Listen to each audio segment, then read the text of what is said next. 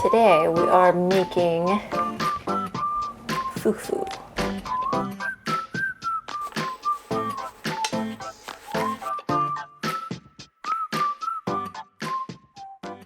Welcome back to New Ingredient Mondays, where on certain Mondays I will bring out a new ingredient for us to try, just so that we can, learn more about food, the food world, how to incorporate new ingredients into our repertoire.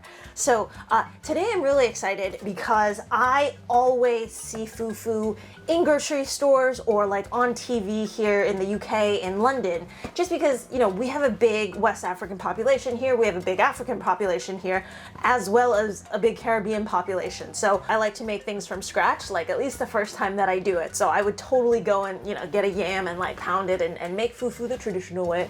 But this is like an easy way for people to give FUFU a try, and so like let's just make the boxed version of it. What I'm going to do today is obviously like explain to you a little bit about what FUFU is, what foods is it served with, what countries use FUFU and eat FUFU, and then afterwards we're gonna make this box mix FUFU, and then I have made a soup, like a stew on the side. We're just gonna give it a try at the end. So first up, let me talk about, I've handled these so many times. Let's just talk about what these are. So FUFU. FUFU is a West African staple. So it's like this kind of pretty much a soft ball of dough. It's usually made from cassava, or nowadays like cocoyam, plantains. When I went to a Nigerian grocery store the other day, I saw them have like millet flour for millet FUFU as well. So generally speaking, you can kind of describe FUFU as just like this ball of dough that's either made from ground root vegetables, so it can be like potatoes, different tubers, different kinds of yams, but then also grains as well, such as your oatmeal, such as your millet. I might have seen sorghum as well, sorghum FUFU mix. They are soft and dense, and depending on what root vegetable or like what grain, I usually say like a root vegetable that you make it with, you're going to get different textures from trying it out. So the box mix that I got today is plantain FUFU, and what people tell me is, because traditionally FUFU is made from cassava, so it's like a more dense product, but when you mix it with things like plantains or like things like breadfruit, it lightens up this ball. So really, like depending on what root, what tuber you choose to make this with, or like what you blend it with together, is going to affect the texture of these balls, which kind of leads me to just talking a little bit about all of the different kinds of roots and tuber vegetables in African cooking, because there are so many. When I go into like especially West African grocery stores, you see these really big size yams or like tubers, and they're a little bit intimidating because they're so big. But I guess those are actually a type of cassava, although sometimes they'll call it yam. The smaller ones that are called like cocoyam, I think some people call taro. I think in terms of like Western culture wise, we might not be exposed to too many different types of these root vegetables. So I'm sure that there is actually a ton. In Africa, they say that 20% of people's calories actually come from these like root vegetables. So it is, I think, FUFU and these types of like root tubers, they're pretty much like equivalent to maybe like rice in East Asian cooking, or like noodles and wheat or bread.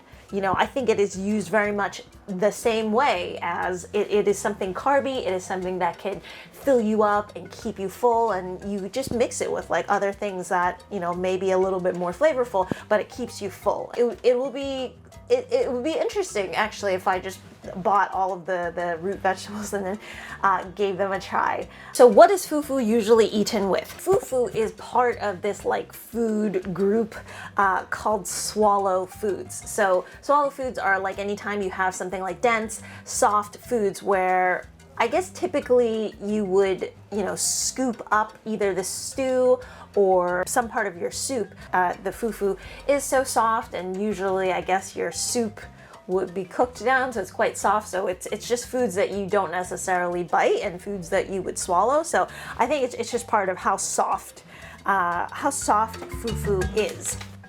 Okay, last thing before we go into it, like different, with fufu, different countries have obviously different versions of it. Like in Ghana, they will produce it in a different way than in Nigeria, which I heard that they do a fermented version of fufu. So, you know, a little bit like sourdough, where I think they either cut up the root vegetables and then just let it ferment for like 4 to 5 days until it gets sour, and then they pound everything and you make the dough as usual, but it's just been fermented first. So I think that fermentation also changes up obviously the flavor, but it will change up the texture as well. They say it firms it up because the fermentation draws out a lot of water, and then they actually strain it first, and then cook the fufu, and then they pound it again, and then they cook the fufu again. So there's a lot of different preparations with it. There's going to be, you know, Caribbean links as well. So there's versions of fufu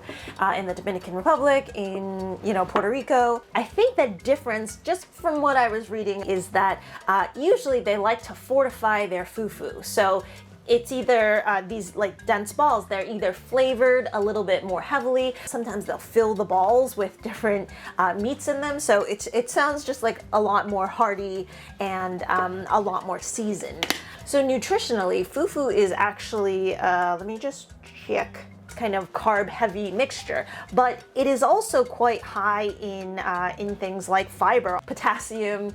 It's low in cholesterol. Sometimes, like nutritionally, like carbs are kind of put in this weird space where it's not really good for you.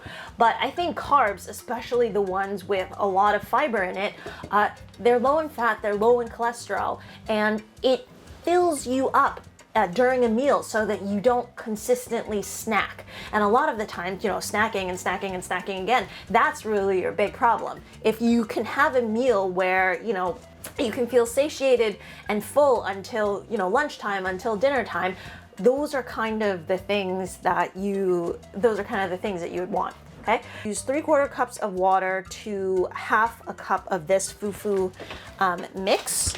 It's actually quite powdery. One of the things I was surprised about, this mix, by the way, ingredients-wise, it's plantain, cassava, and potato granules. So it's a mix. I don't know if, from the recipes that I was looking at, it didn't necessarily have potato granules in it. So depending on the texture of this, I think like next time I could totally see me, you know, taking a wooden mortar and pestle and making this bad boy myself. The thing that surprised me with kind of this flour, and it's like a very like fine mix. I feel like it's an in-between of like flour, maybe mixed with like cornstarch. It has that kind of like a very light, very fine particle feel.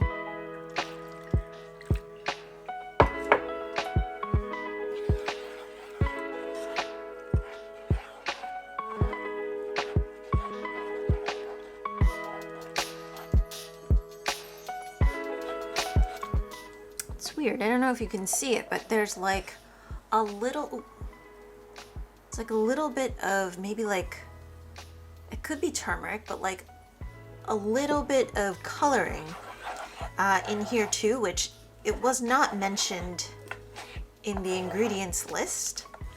So,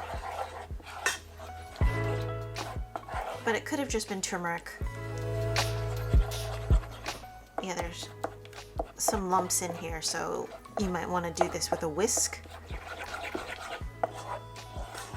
and just get it all nice and smooth before you start cooking it.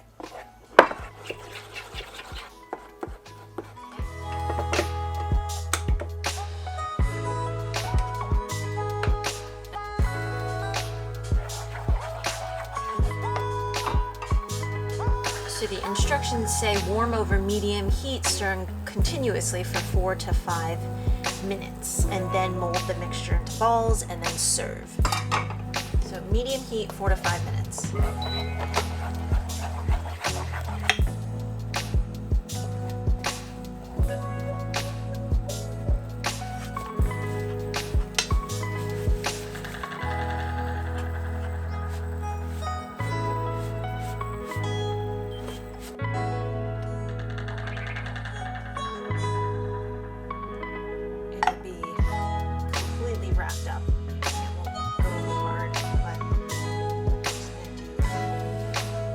it a little bit more, but it's a little bit hot.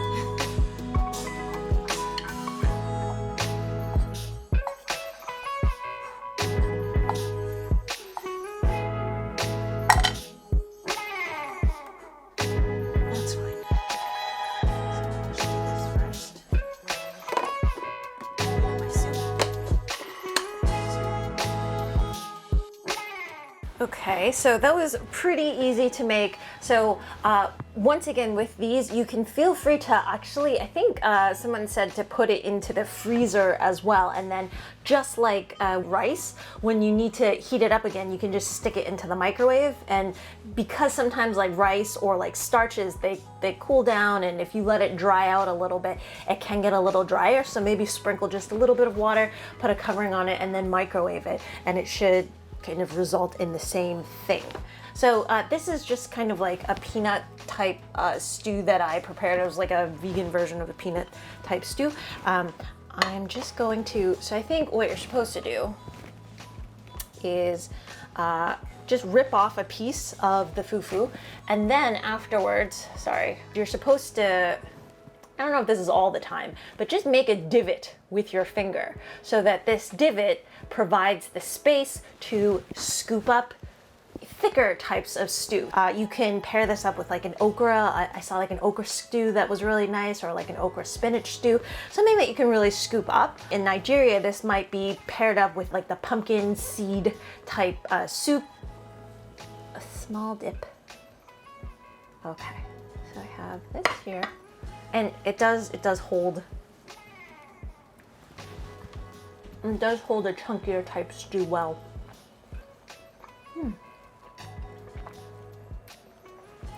I actually really like the texture. I know that this is made with plantains and cocoyam. No, plantains, cassava, and then a little bit of potato granule. So I know that this is like the plantain version, so it's lighter. But I like that there's like a slight starchy bounce to it. Like it's, how would you describe it? Like if you think that this is gonna taste like mashed potatoes, for sure no. Mashed potatoes is just like really soft. Sometimes it's like very grainy, but this, it kind of like, because we've cooked it, it holds itself together. And there's like a good like resistance bounce when you eat it. Not like chewing gum, but there's that like kind of starchy bounce, like almost like a gelatinous texture that, you know, like Asian people really like. I actually really like this. This is very, very good. I could see myself getting very, very full, which is quite nice. I don't love bread, but I do like kind of this like, you know, QQ, bouncy type texture. And I'm guessing that's a little bit from the potatoes, a little bit from the cassava, because I think like plantains don't necessarily do that, but I don't know. Like I haven't really studied like various tubers and various roots long enough. Then again, I would love to try fufu with just cocoyam or fufu with just cassava to see like in comparison how it would taste like. But yeah, I think that there's a lot more to explore there. I'd love to try another type of fufu, and then of course like making one completely from scratch, because I think it's actually didn't seem too difficult, but then again, you know, who knows. So that's it for me. I hope you all enjoyed us exploring plantain fufus together. If any of you have any ingredients that you would like me to try out, that you would like to suggest for the show, definitely let me know in the comments down below. A lot of people have given me a couple of like different ideas already, some challenges to try out. You know, it might just be something that you want to suggest and see like, you know, like how would I use it, or how would I find it? Talking a lot. All right, I'm tired. I will see you all again next time. Thank you so much. And yeah, there's a Patreon page, so if you want to support the channel some more, definitely find us over there. I'll put all of it in the description box down below. Okay? All right, I'll see you all again next time. Hey, bye.